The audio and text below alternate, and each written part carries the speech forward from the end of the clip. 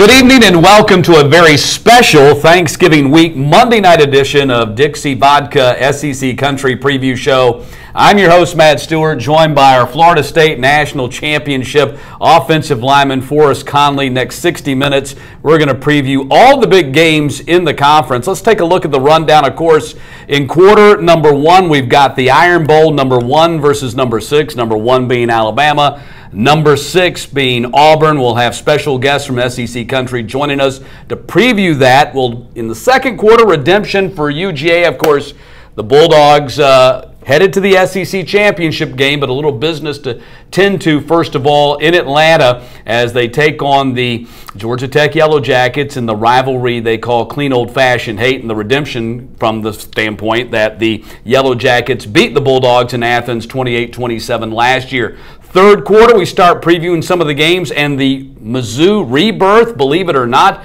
the Tigers are bowl eligible. They are closing out their regular season against Arkansas, but they will have a game in the month of December, so we'll be talking about the Mizzou Tigers. And in the fourth quarter, the Vols-Doors clash, LOL, laugh out loud, clash of the Vols and the Doors. This one's for pride, folks. It's Tennessee and Vanderbilt. One of them will avoid the distinction of a winless record in the SEC. So that's all coming up here in the next 60 minutes. As of always, you can comment along with the show. And I'll tell you what, you can also follow us on Twitter. I'm at Matt Stewart TV, at Big Fo Sports. If you have a question directly for us that you'd like to get on the show, maybe hit us up on Twitter. We'll try that tonight and see if that works as well. Or you can always just post as you always do. All right, before we get into the opening kickoff, and we've got a ton of college coaching rumors going around in the SEC, and some more validated than others. First of all, kind of a bittersweet day for the SEC. Georgia Dome has had a big history in this conference, and of course the Georgia Dome, this is what happened to the Georgia Dome today.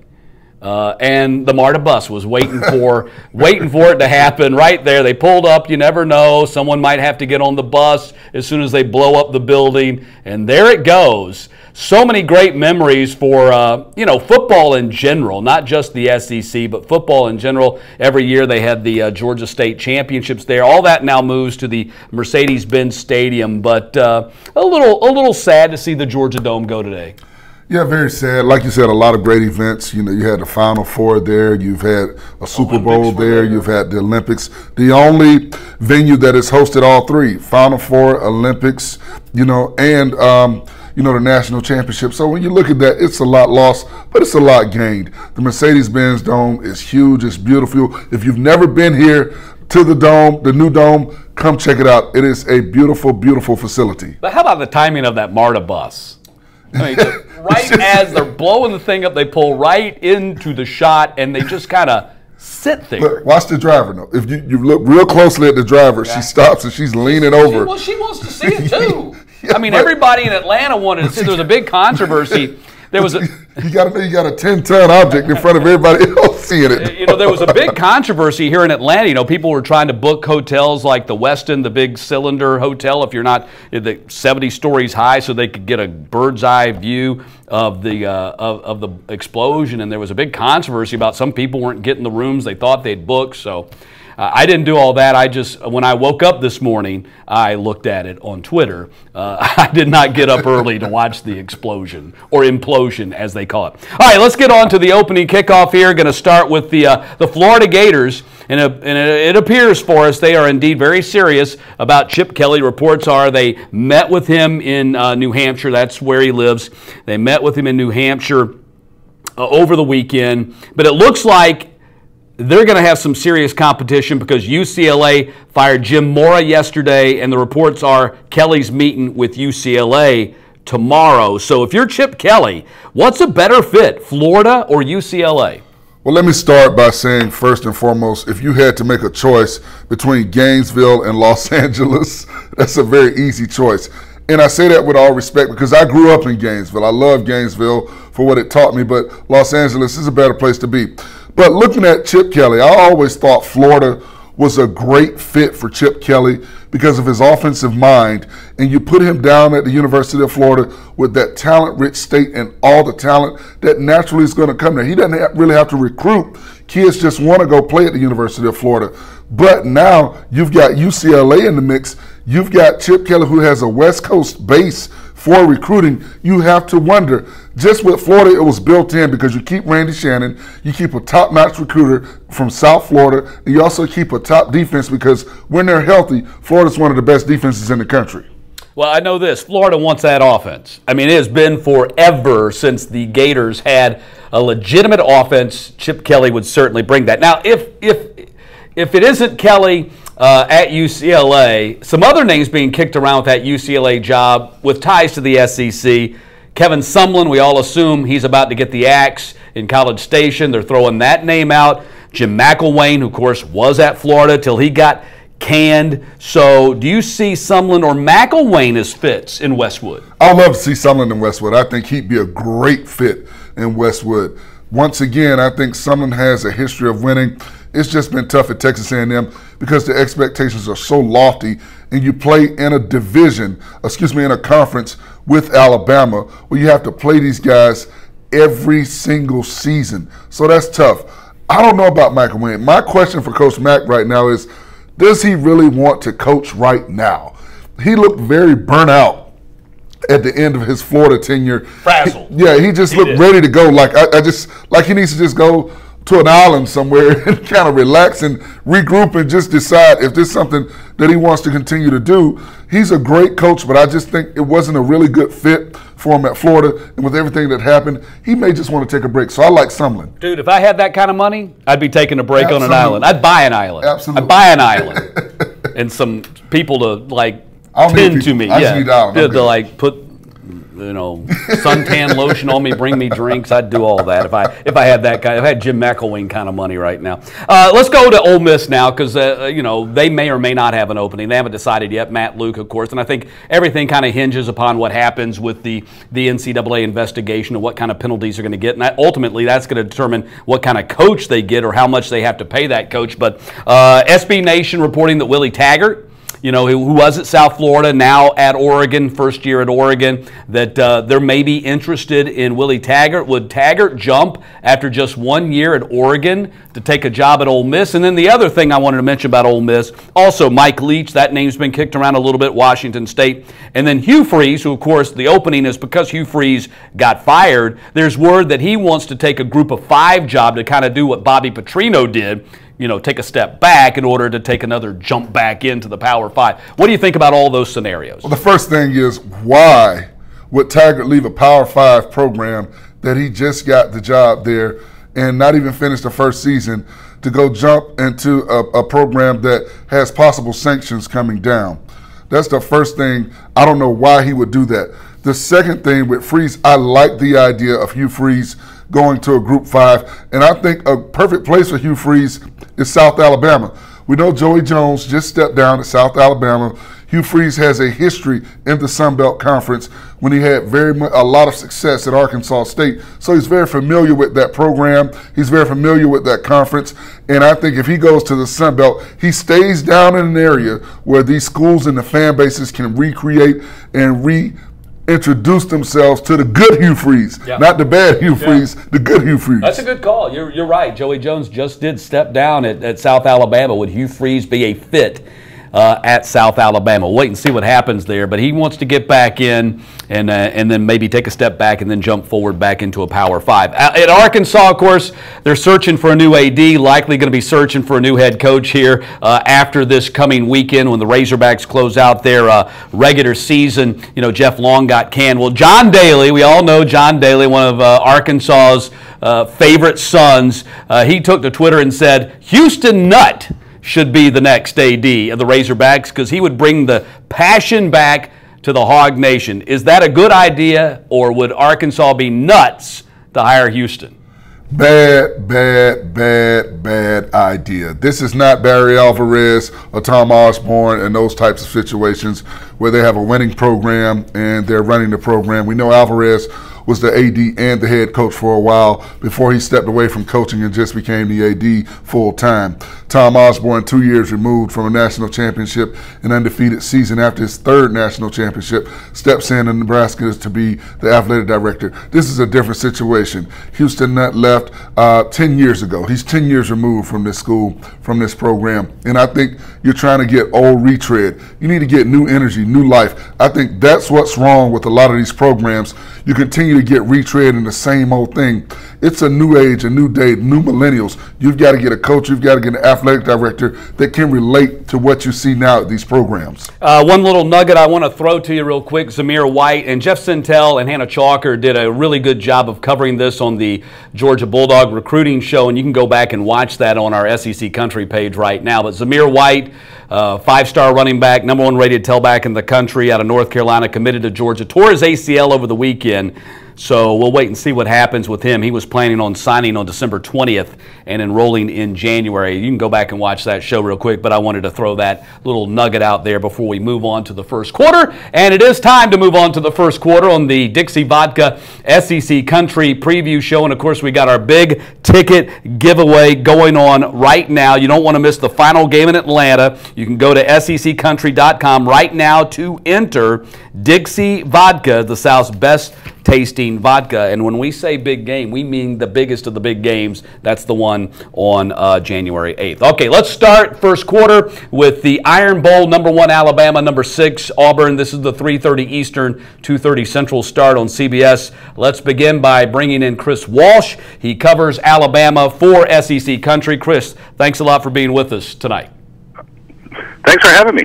Yeah, absolutely. We all know about the Iron Bowl. 365, this rivalry goes on. And then on this Saturday, they get to decide, who gets to brag about it for the next 365 and who gets to, lick their wounds for the next 365. It's hard to imagine, but this is just the second time that this game has kind of been the de facto SEC Western Division Championship game. To the winner goes the title. The other was in 2013 with the historic and famous Kick 6 game. Is this the biggest rivalry in all of college football, bar none? Oh, I think it's been the biggest rivalry for a while right now, and I think it's only been reinforced, if you will, lately by the fact that the winner of this game has played for a national championship in 7 of the last 8 years. And you can look at any rivalry in the history of college football, and there's none that can say that. Not even the 10-year war between Michigan and Ohio State, which, that's kind of the pinnacle, if you will, of rivalries. But I think that this kind of took it over, especially since this is an in-state rivalry. And I'm a huge fan of Army Navy, and we could sit there and go down the list, but it's different in this state when these two teams play. Yeah, I would agree with you that, for the longest time it was the biggest rivalry in the Southeast. But since the BCS era and the national playoff era, it's now become the biggest rivalry, in the entire nation. I think everybody recognizes that. Yeah, I don't think there's really a doubt about it at this point. And, I get a lot of people who would say, they're just like, well, you just don't understand Michigan and Ohio State. You're an Alabama guy. I'm actually from Minnesota. I grew up in Big Ten country. I grew up watching that game every single year, and I don't want to take anything away from it because it is an awesome rivalry, but it's just a little bit different here, and it's not just this week, it's year round. Well, Chris, we know that Auburn has to win to have any chance at the college football playoff. Do you see any path by which Alabama doesn't win this game and still makes the college football playoff? Oh, absolutely, because it would be only Alabama's first loss. And you still have a lot of top teams that still have tough games to go. I think the committee is pretty impressed by Alabama. I was a little surprised that they had Georgia ahead of the Crimson Tide to begin with. But, regardless of it, it's to go through and be 11-0 at this point, I think is impressive, especially when you do play in the SEC and the level of talent that Alabama has.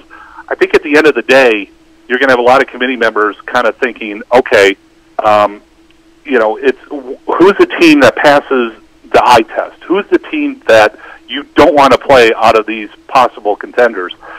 And Alabama is going to be right there in the mix, even if it loses this game. And the thing is, at this point, Alabama can't lose twice. It could lose to Auburn, or it could lose in the SEC championship. So I think no matter what, Alabama is going to be in the mix. Wow. So I mean, the precedent was set in the BCS era with the loss to LSU in the regular season, and then they didn't play in the SEC championship game and still got into the BCS championship and beat LSU back in 2011, I think that was. It was I always get it mixed up, 2010, 2011, 2011, 2012. Anyway, we get the picture. Both teams coming off cupcake victories on Saturday. Alabama beat Mercer. Auburn beat ULM. Before that, Auburn had beaten Georgia badly, and Alabama had to pull out a last-second victory there against Mississippi State, that I think we all recognize is a much better team at home than they are on the road. Who has the most momentum right now? If you would have asked me a few days ago before this last weekend, I would have said it's Auburn. It's clearly Auburn coming off that win against Georgia. And it was funny because you could feel it, you could see it. And the more time that we're going away from it, the more I see the pendulum kind of swinging back towards Alabama. And I think a lot of people are kind of going back to the beginning of the year and thinking, like, okay, what was Georgia's biggest weakness going into the season? It was the line. What was Auburn's biggest strength going in? It was going to be the line. And they're kind of realizing it's like, you know what, things haven't exactly changed as much as we thought. I think in the big picture, Alabama is still Alabama, and I mean, Auburn's had a great year and they've had a great run, and this is going to be a great game. I don't think there's any doubt about that. But I think the more that we're getting closer to the game, people are kind of, hey, Alabama's still going, and they're still the team to beat. And I think the line came out and it was 4 points. I think it's going to go up a little bit. I think it's going to be a little bit closer to 5 or 6.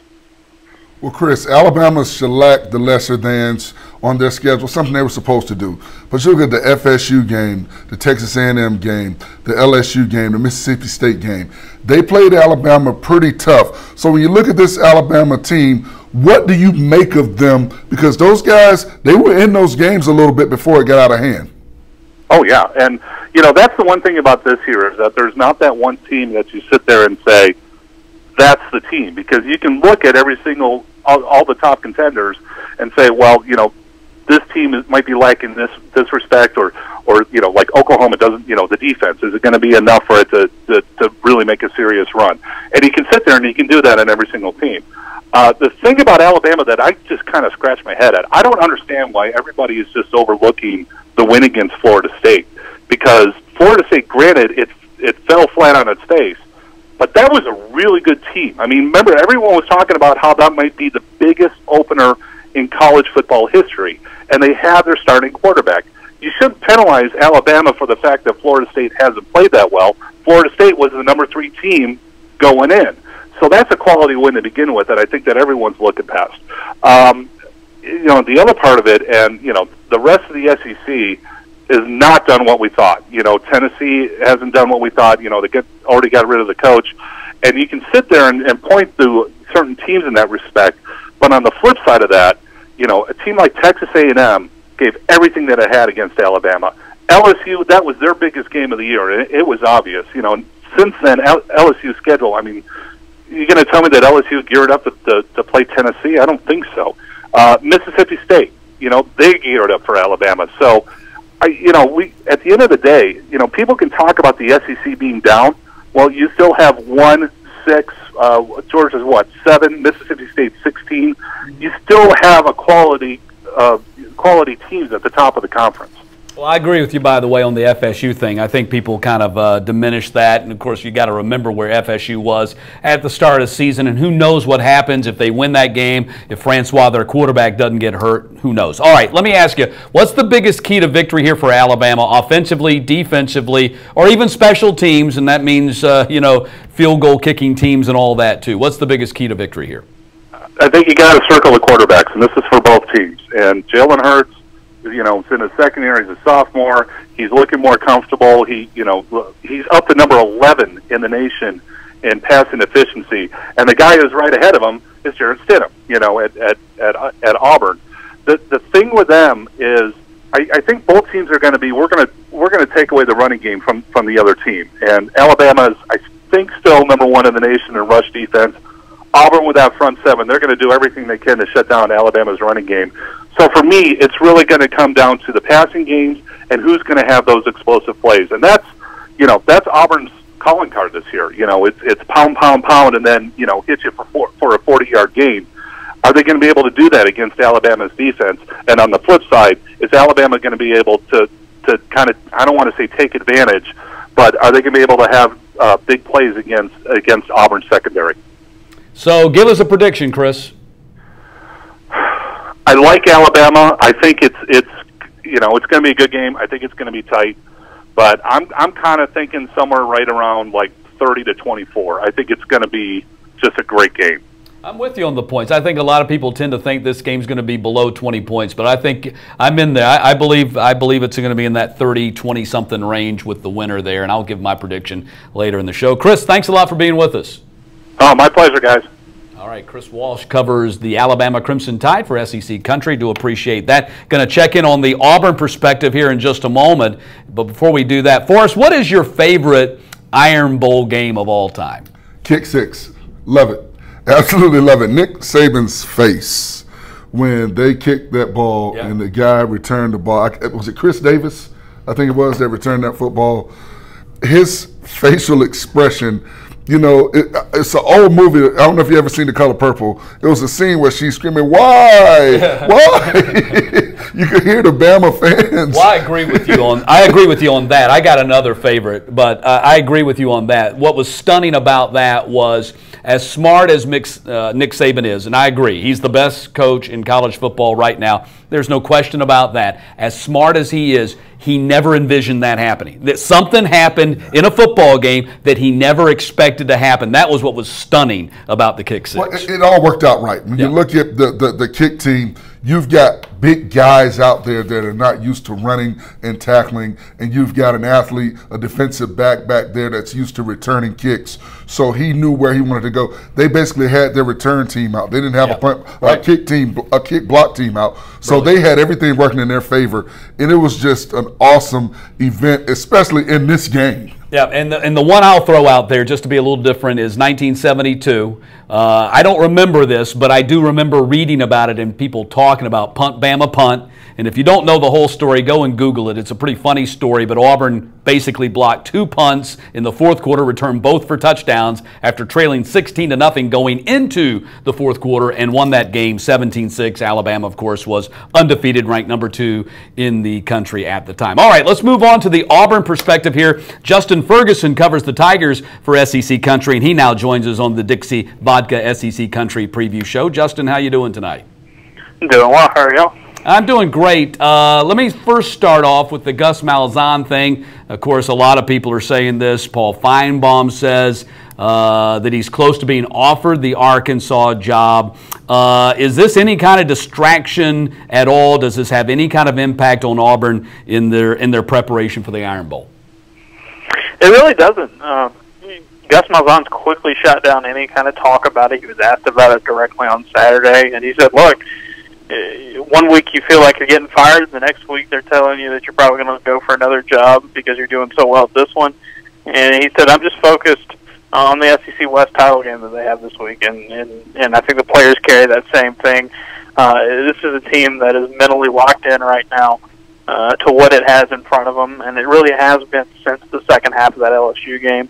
So I don't think it will be a distraction as much. I think it's more of a thing that media folks and talking heads are kind of talking about a little bit more than than what it's actually impacting the program this weekend. Well, Justin, this will be the first Iron Bowl for Auburn quarterback Jarrett Stidham. We know Jalen Hurts has already played in one. Is that really a big deal? I think it's going to have some sort of impact, but I'll put it to you this way. Jarrett Stidham played in a game kind of like this a couple weeks ago against Georgia, the number one team in the country, and played extremely well. So he's got that big game experience under his belt in Jordan-Hare. I think it's going to be a similar atmosphere. It'll be even bigger stakes for him, but he's looking forward to it. And one of the things about just this whole season for Auburn is last year at the Iron Bowl, they couldn't move the ball. They didn't have a quarterback. They haven't had a good quarterback situation in the last 2 years. And they got Stidham a couple weeks after losing to Alabama. And it's just everything's kind of led up to this moment for him. He passed the test against Georgia. He's improved throughout the season. And he's ready to go. Just what he can bring to this offense and what he has done for Auburn this year is going to be something that really Alabama hasn't faced in a long time, coming from an Auburn team. You know, Justin, I think we just naturally kind of assume Alabama has the better defense historically. They do. Even statistically this year, they do. But is that the reality of the situation here as we've reached the final week of the regular season? My perception is the Auburn defense just keeps getting better, and Alabama continues to be battling injury situations. What's your perspective on this? Yeah, if you ask me which defense I trust more right now, I would go with Auburn just because, like you said, they're playing better and Alabama's been banged up. It's really, really weird to think about it, but on both sides of the ball in this game, I think Auburn could have an edge when it comes to playing along the offensive and defensive line just because of Auburn's health, and they've gotten better throughout the season. Alabama's had to battle with injuries. They've had some soft spots in that defense, especially against running the ball against teams like LSU and Mississippi State. And Auburn's going to really challenge them there. I think defensively for Auburn, they have such a great defensive line that has been deep, rotated a lot. They can stop the run and rush the passer very effectively. The big concern for me for Auburn's defense is how they're going to handle Jalen Hurts on those quick passes, those shorter passes he likes to throw. We've seen Auburn kind of struggle with some of those at times this year. They're good when they can get a team in 3rd and long, but when they give Hurts some chances to beat them a little bit shorter, I think that's where Auburn's defense might struggle. But right now, you're absolutely right. The defense is playing better, and the stats in SEC play are a whole lot tighter than you would normally expect heading into an Iron Bowl. It just shows what Kevin Steele's done these last couple seasons for the Tigers. Well, Justin, this Auburn team has lost twice, both road games. We know what happened at Clemson. The offensive line played woeful, but the defense held its own. Then they blow a 20-point lead at LSU, come home, beat the brakes off of the University of Georgia. What do you make of this ball club right now? Well, I mean, I think at the beginning of the season, Auburn had some issues offensively. They weren't in sync at all. They had a new quarterback and a new offensive coordinator, and it just the playing against an elite team like Clemson, they couldn't really get anything going in a hostile environment. They started rolling again.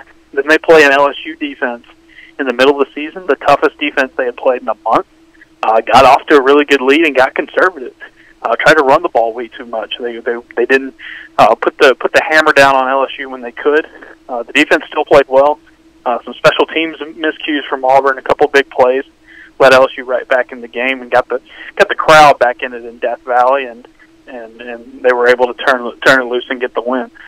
That loss for Auburn really inspired them over these last few weeks.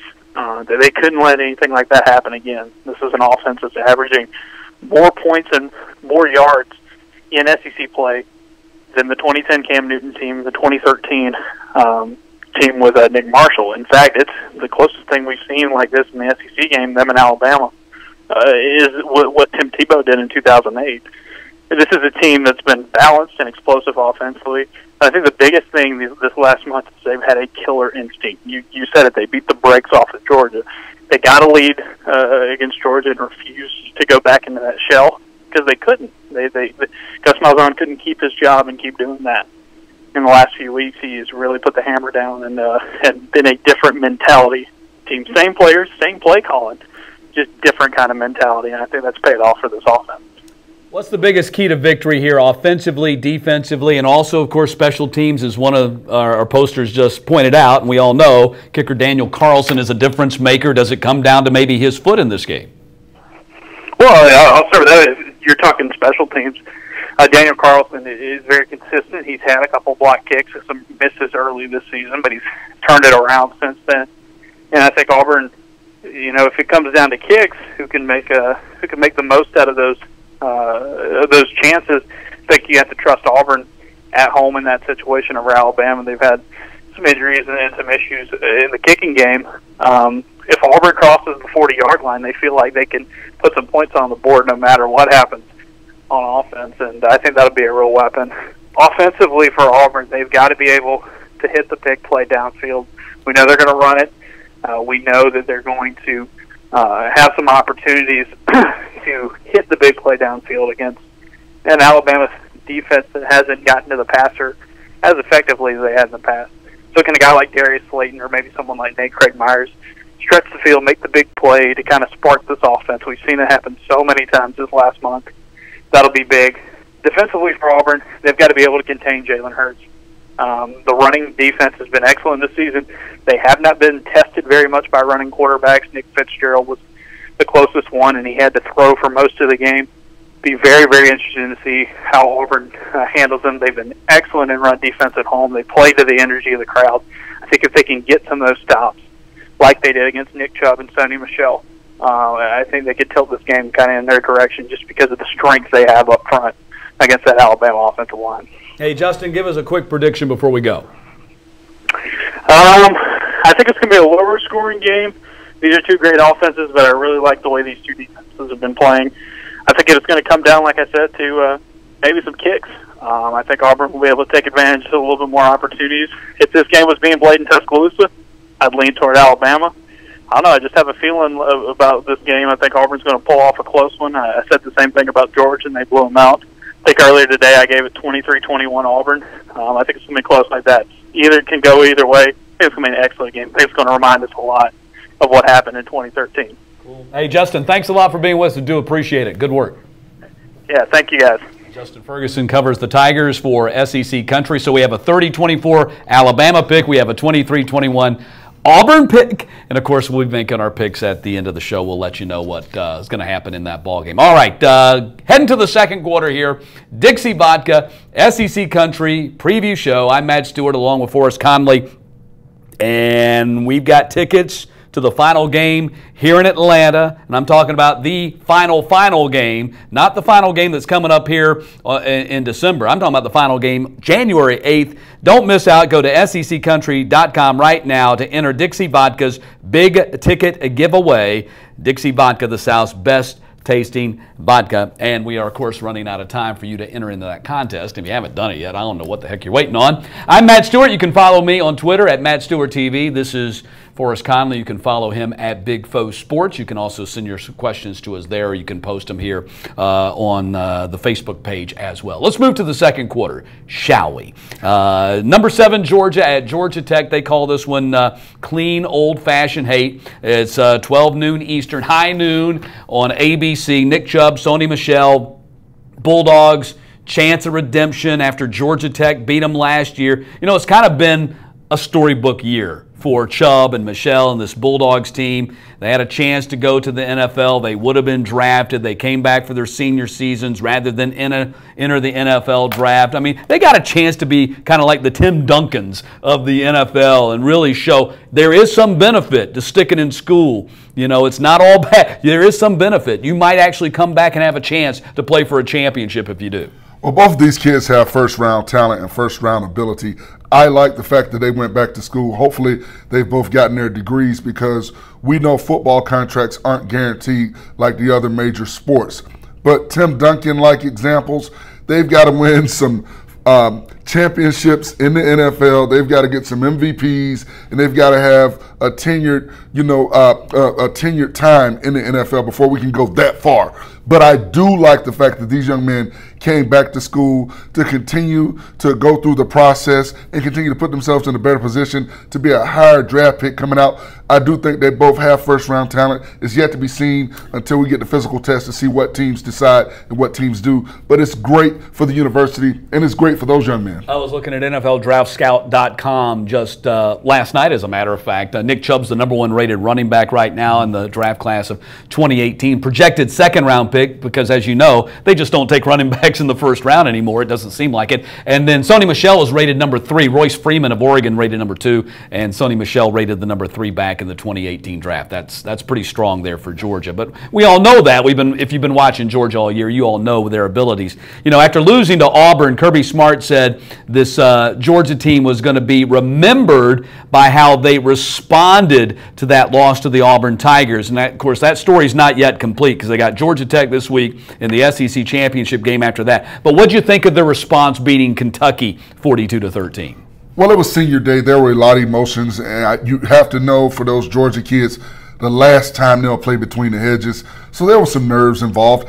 After what happened at Auburn, there's also some uneasiness, and I thought we would see exactly what we saw. A Kentucky team that was hungry and knew that you had a vulnerable Georgia ball club in the first quarter. The problem for Kentucky, they could do nothing but kick field goals. You've got to put points on the board because once Georgia got rolling, once they got back to the meat and potatoes of what they do offensively, it was over. It was ball game. They ran over them, and they did what Georgia's been doing all season, run the ball super effectively and just smother other teams with old school, the old brand of football, something we don't see a lot now. We see all this spread offense stuff, but what Georgia did is that old school line up and hit you in the mouth, and that is exactly what I expected.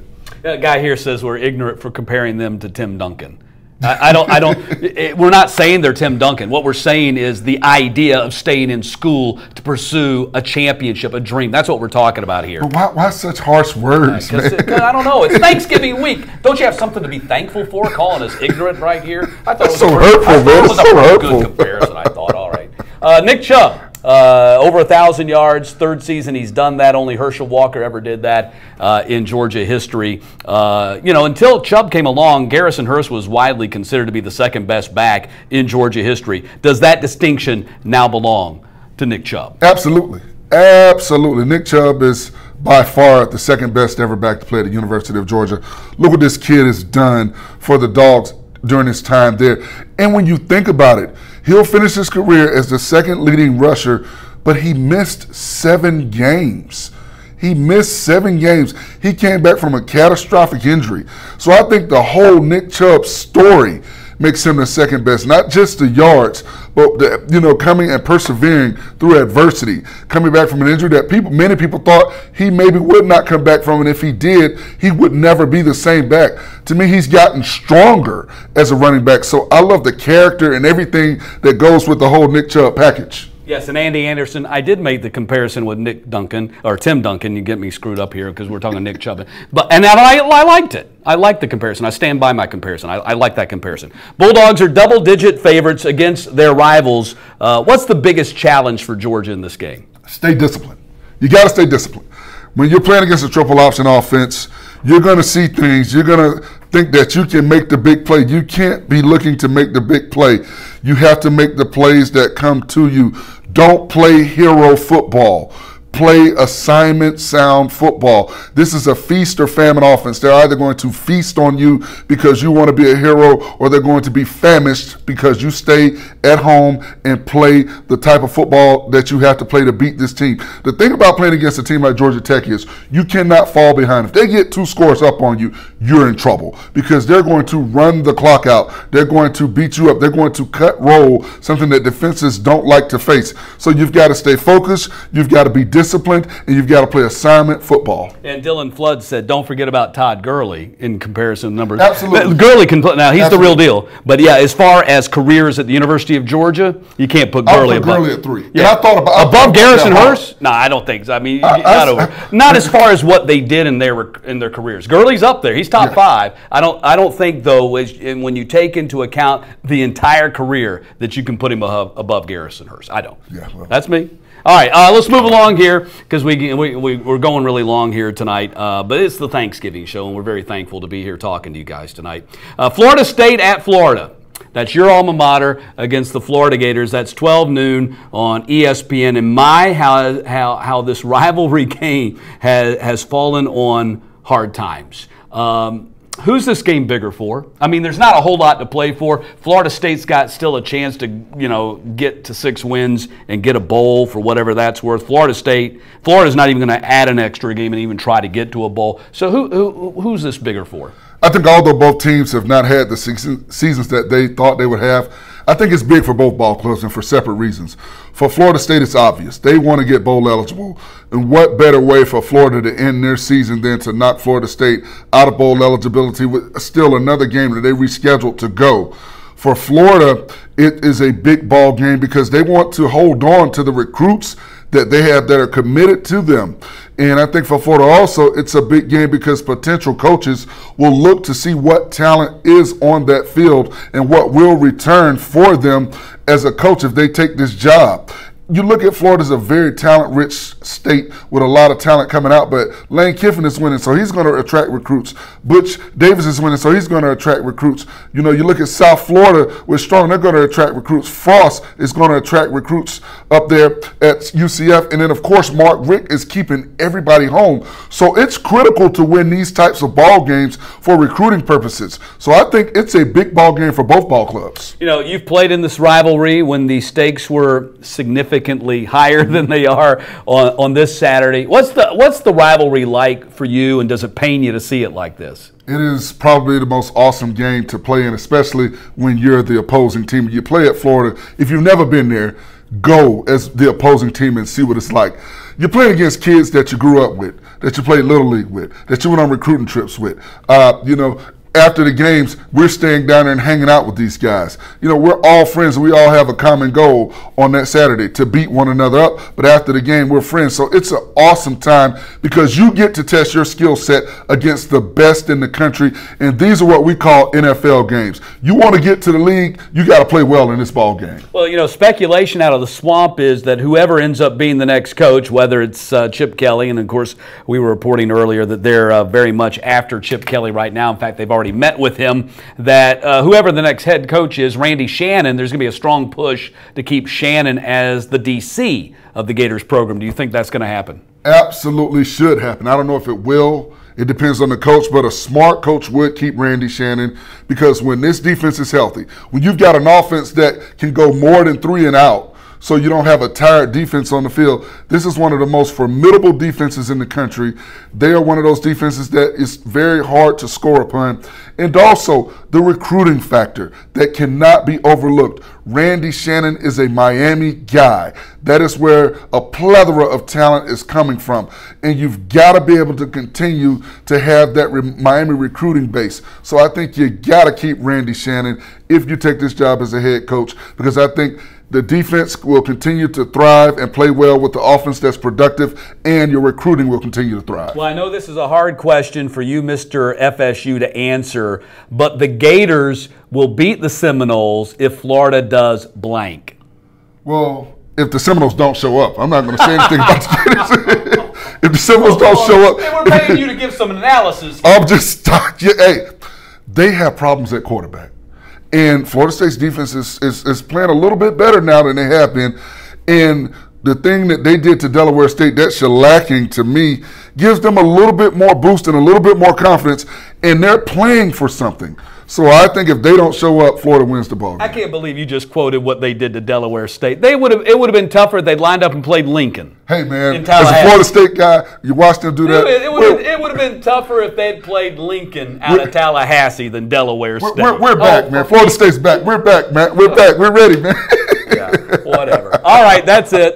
Second quarter's over. Time now for halftime. You're watching the Dixie Vodka SEC Country preview show, and we're giving away the tickets. You know what I'm talking about, the tickets to the big game on January 8th. If you want them, just go to Dixie Vodka, to our website here at seccountry.com. Hotel is also included with the tickets. 2 tickets and hotel. Go to seccountry.com right now to enter Dixie Vodka's big ticket giveaway. You don't want to miss out on Dixie Vodka, the South's best tasting vodka. Okay, we got one comment we're going to throw in here because we're going way over, just so halftime's going to be short.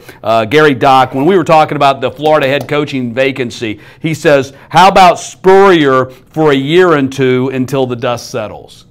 I don't know if Coach Spurrier wants to go back. I think it's a bad he's playing golf, man. He's just enjoying golf right now. Right. He's done. Yeah, I mean, the thing is, you know, there was a time when maybe you could have said that, but not now. I mean, and you saw, in all due respect, I think Steve Spurrier is one of the greatest coaches of all time, and because of what he did at Duke, what he did at Florida. Florida was a nothing program until he got there. He turned them into a national championship contender. He changed the face of the SEC with his offense and the way the game was played in that conference. A true innovator, one of the greatest coaches of all time. But you saw what happened to him at South Carolina. You know, the recruiting started to tail off. And he's a big. It did. Well, he got tired of, you know, he wanted to coach and all that, but he got tired of the recruiting and all that. I truly believe that, so I don't think that's a good idea, Gary Duck. Do appreciate it. All right, let's get to the third quarter, and we're going to start here in the third quarter with number 2 Clemson at South Carolina. I know a lot of you folks been asking, are we going to talk about Clemson and South Carolina?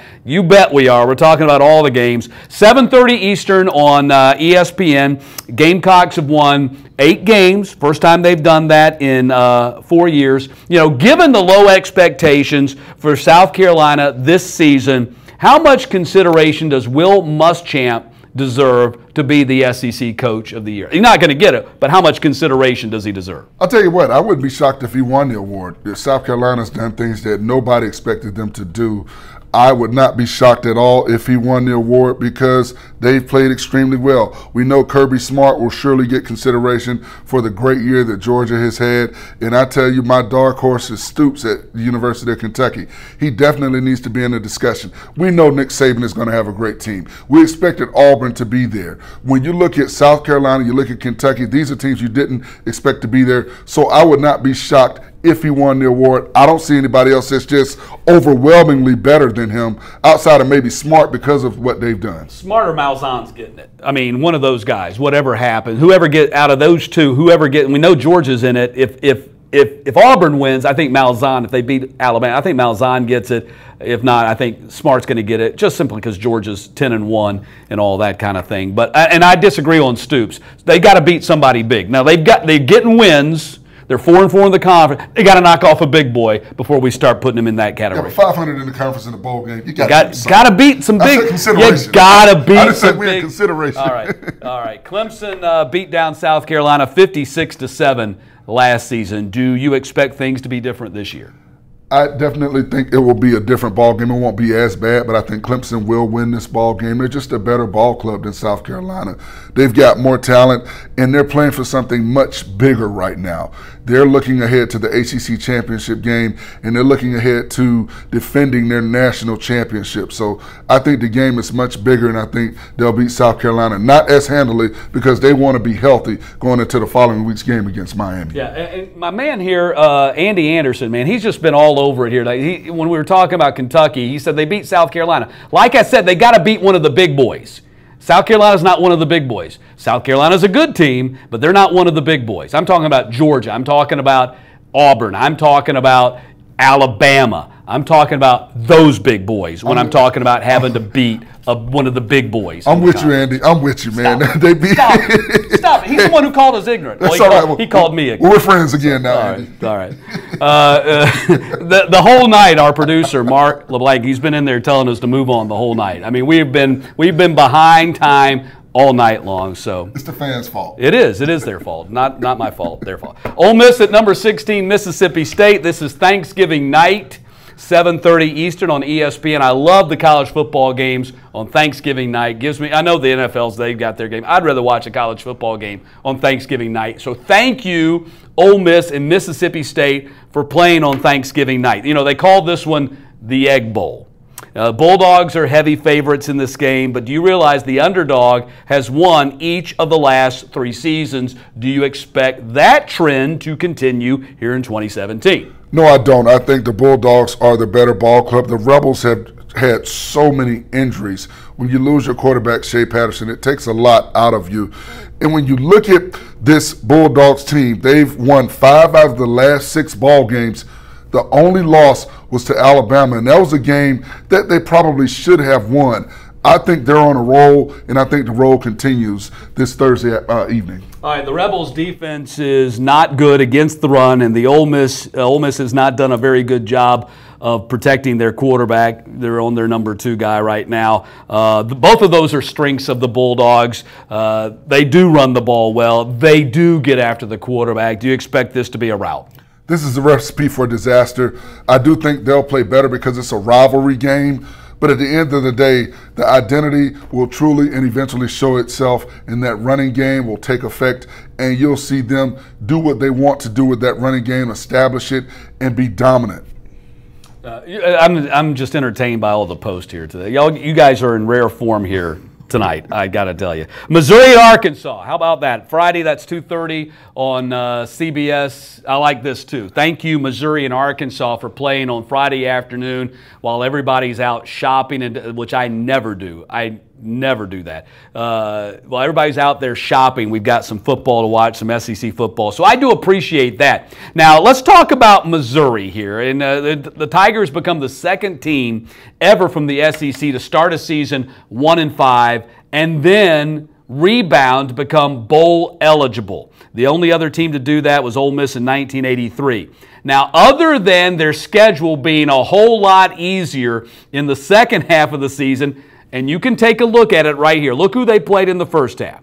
They had South Carolina, Auburn, Kentucky, and Georgia. All those teams 500 or better in the conference. And then in the second half, you got Idaho, which Mark LeBlanc told us we had to admit again and confess again, and we did. We own it. We picked Idaho to win this game.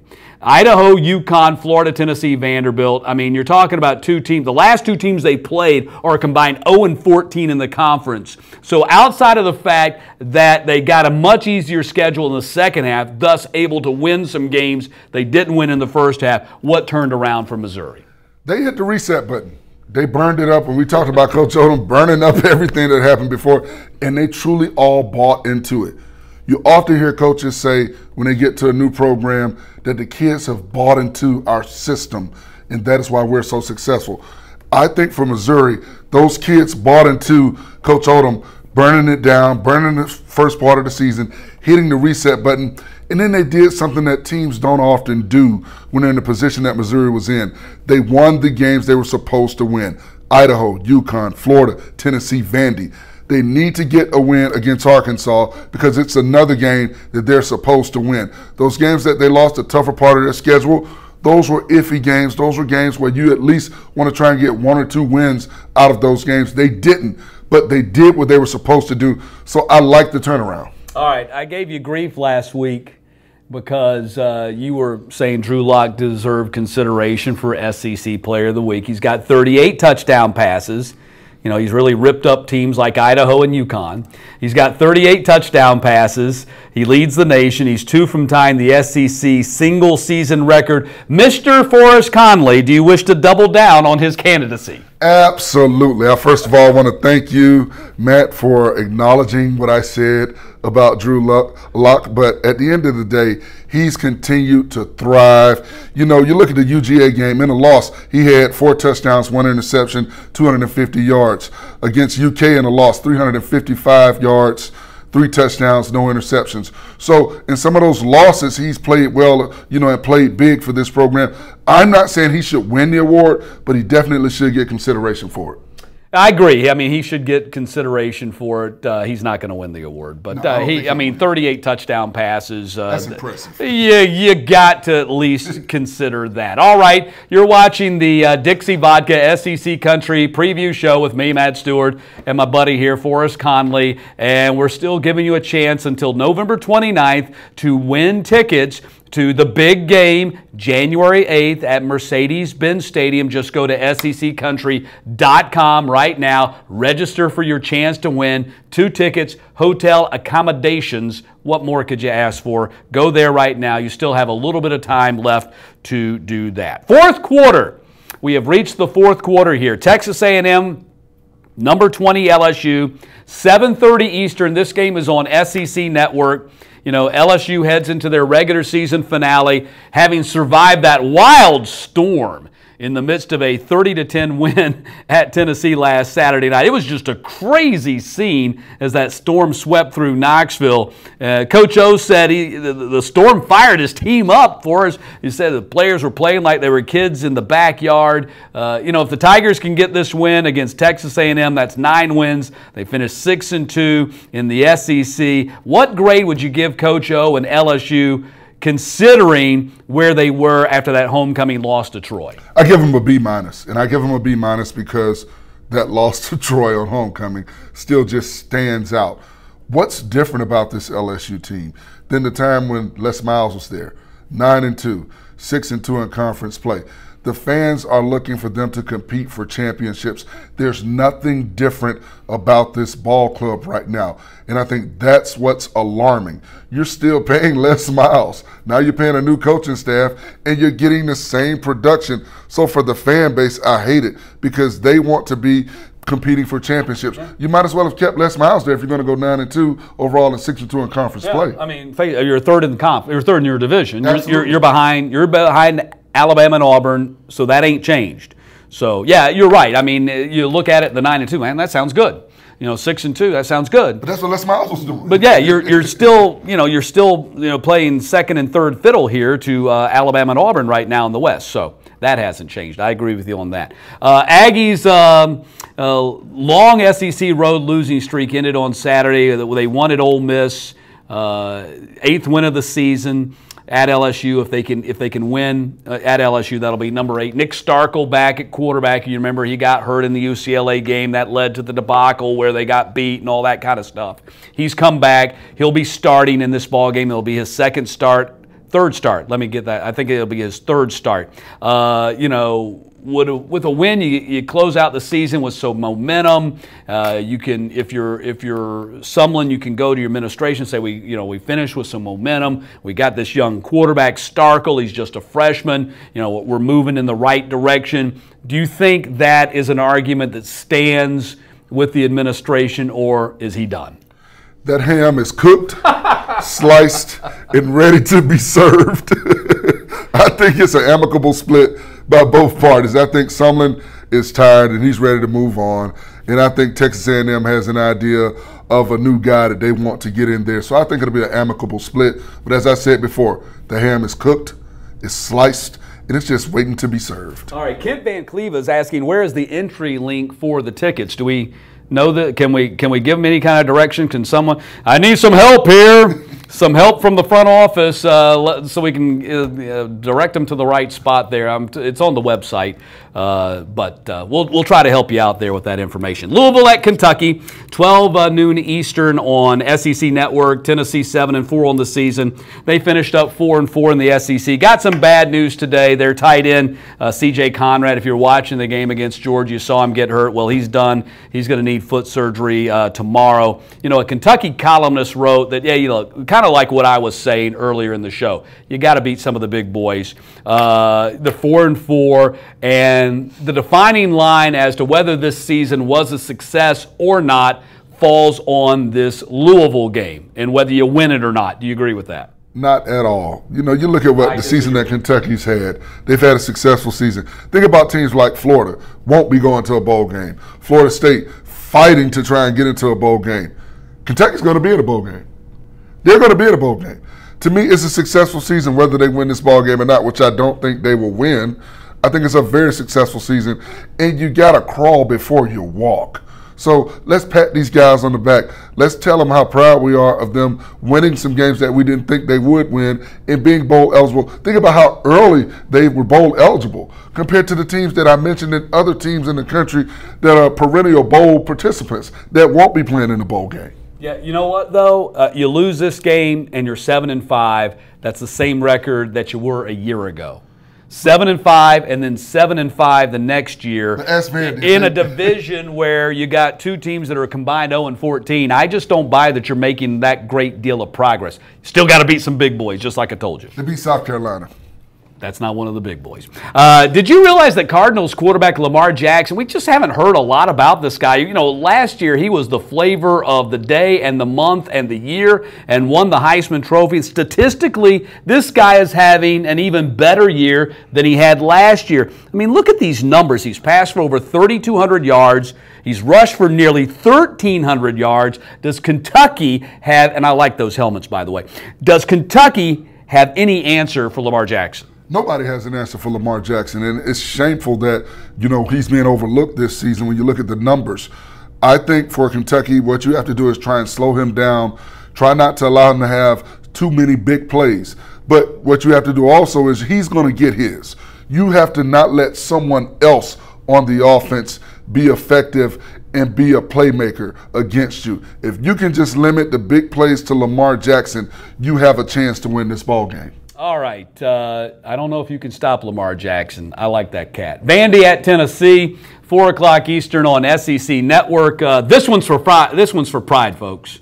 I mean, that's all that you got left when you're both 0-7 in the conference. Tennessee has never had a winless season in the SEC. Now, Vandy, they know all about it. They've done that, been there, done that plenty of times. What team wants this more? I think Vandy wants it more because they're totally intact with everybody that started the season together, as opposed to Tennessee, who's all over the place right now. Coaching rumors, it's very unsettled. The program is just in flux right now. I think Vandy, with their quarterback, with Shermer, wanted more because this is a game they know and feel like they can win. And you want to not be the team that's, you know, have no wins in the conference. They've been there. They've done that. It's more pressure on Tennessee with the quarterback situation that they have against this Vandy ball club. A very familiar feeling for them. Derek Mason, you know, he's now 5-26.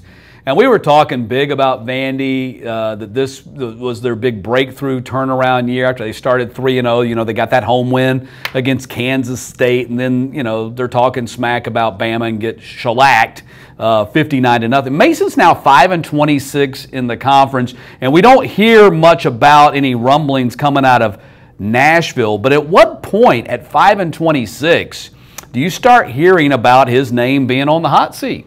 Well, the bigger question to me is, what are the football expectations for the Vanderbilt program? It's got to be better than 5-26, doesn't it? Well, I think those expectations are a bowl every 2 to 3 years. You want to have respectable records, but you realize they play in a very tough conference. You play in the SEC. You have to see Georgia. You have to see Florida. You have to see Tennessee during the good years every year. And then you have to see 2 SEC West opponents. You've got Kentucky trending upward. You've got South Carolina trending upward. So there are no easy games in this conference right now. So with them, I think the expectation is a bowl every so often. Now, will people start to throw out questions and see if there are fillers out there for some other coach to come in? Yes, but what other coach is going to take the job right now? I think James Franklin totally changed the dynamic of that job. I mean, he showed that it could be done. I mean, until James Franklin came along, I think there was a belief that it just can't be done there. But how many James Franklins are there in the world? You need to go find yourself another James Franklin. And you know what happens when you find a James Franklin? You're going to have to keep finding James Franklins because they're not going to stay there. Well, he comes from a good football tree at Stanford, yeah, he does. So I think that's what they thought. But they're 5-26 in the conference. I mean, it's not a good look. Not a good look. That's the question. That's the big question. All right, Vandy running back Ralph Webb became the 9th player in SEC history to rush for over 4,000 yards in his career. You know, it's got to be, by anybody's estimate, it's been a disappointing senior year. He's only got 668 yards rushing after back-to-back 1,000 yards seasons. Does this milestone ring a little hollow given what's happened to Vandy this season? No, it doesn't. When you look at the SEC, only 8 other running backs have done what he's done. And I think that is big, and you can't take that away from him. He's had a tough season. The whole Vandy team has had a tough season. You start out 3-0, and then you start chirping against Alabama, and it all goes left. And I think they've had hangover from that game, not only because they lost it, but the way that they lost. It was embarrassing. It was demoralizing. And it took a lot out of that ball club. But it does not diminish what Ralph Webb has accomplished. He's accomplished something only 8 other guys have done. All right, that's going to wrap it up. That's the end of the 4th quarter. We're going to head into our 2-minute drill now as you watch the Dixie Vodka SEC Country Preview Show. This is my last show. I can't be here next week. This will be my last show of the season. Forrest will be back here next week, next Thursday night at 7:30, the usual time. One good post here. I got one good post. This is from Patrick Reeves. And you know what? This was a very astute comment, and I agree with him. Unfortunately, I have to agree with him. He says the easiest route to the college football playoff for Alabama is to lose to Auburn. Absolutely.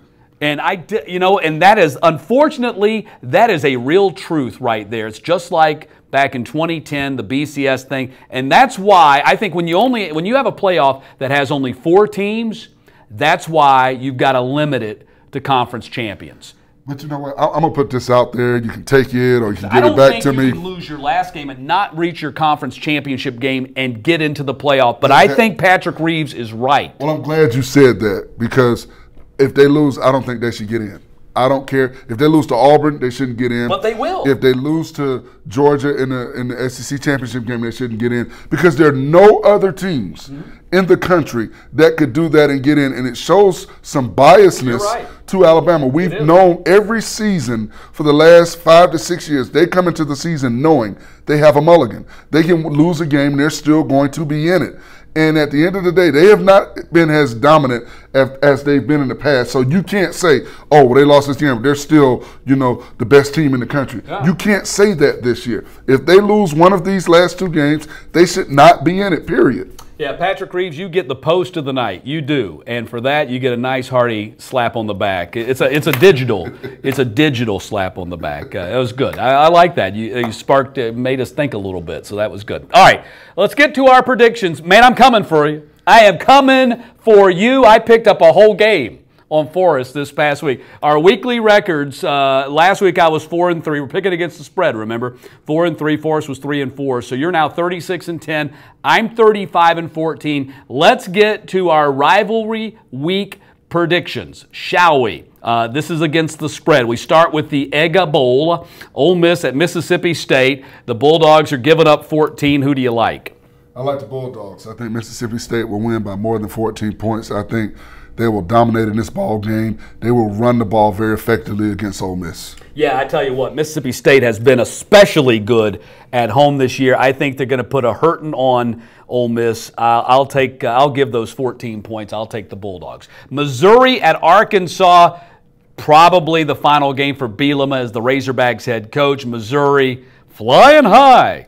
With that weak schedule. Here's another one of their weak schedules right here. But they're a 13-point favorite. What are you going with? On Missouri, Drew Lock's going to have a big game. He's going to once again prove my point that he is a dark horse for the SEC Offensive Player of the Year. He'll get it done. I think they hit the number. They'll win by 21-plus points. I'm going to take Arkansas outright. I'm going to take the 13 points, but I think Arkansas is actually going to win this game. They're going to send Bielema out with a victory there in Fayetteville. I'm going to take Arkansas in this one. Georgia, Georgia Tech, Bulldogs are 13-point favorites. And they will win this game by more than 13 points. I think Georgia's ready. Georgia's going to win. No, I think they'll win by more than 13 because, once again, when you get ahead of a Georgia, enough of these rivalry games here. No, but at the end of the day, when you look at, and I know I said at the end of the day, y'all are gonna get on me on Facebook Live, and that's cool. I love it. That's my word. But when you look at this ball game and the way that Georgia has played, I think they understand that they have to get in and get out of this ball game because the longer it lingers, the more opportunities Georgia Tech has, and because of the way that they lost last season. They're on that tour, that redemption tour, and Georgia Tech is the last stop on the tour unless Auburn wins against Alabama and they get to see them again. But this is the last stop on that tour, and I think they get it done. Yeah, I'm going to take the points. I think Georgia wins, but I'm going to take Georgia Tech in those points. I think it's like a 26-21 kind of game. Florida State at Florida, your Seminoles are 3.5-point favorites. Why do you even ask me this question? You don't even have to ask me this. You don't even have to put the grade. You know who he's going with. You already know. I'm going with Florida here, but I think Florida State's going to win the game. I think it's going to be tight, but I'll take the 3.5 and take the Florida Gators in the points. I do think the Seminoles are going to win this game. Louisville at Kentucky, the Cardinals are 9.5-point favorites. I think Louisville will get it done. They, too, have some redemption. Kentucky How upset can you them. say that after you've been sitting here singing praises for Kentucky the whole year long? But You've been talking about Mark Stoops and beating the big boys, and they beat them last year. They won't beat them this year. Lamar Jackson's going to have a dynamite game. Louisville is not one of the big boys this year. I think Louisville does win. I like their helmets, by the way. I think it's the second time. I love those helmets. I like those like chrome-like things, man. I like those things. I'm going to take Kentucky in the points, but I think Louisville wins this game. All right, we get to the Iron Bowl. Alabama, we're going with a 4.5. The line that we're using is 4.5. We're going Alabama as a 4.5-point favorite at Auburn. Who do you like? War Eagle. Auburn, yes, absolutely. Auburn's going to win this football game.